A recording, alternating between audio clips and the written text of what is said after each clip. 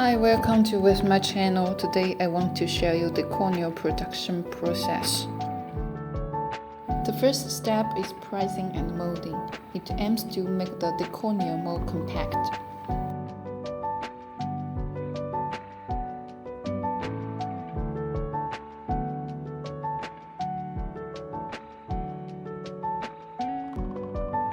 The second step is called exhaustive pressing, like this to become more even.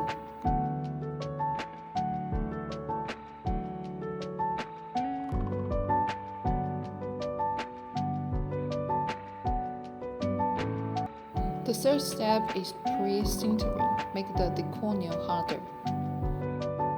The final step is machining.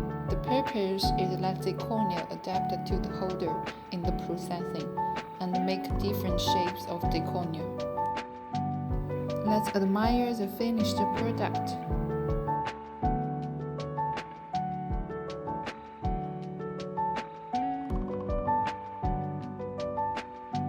If you want to know more, please contact us.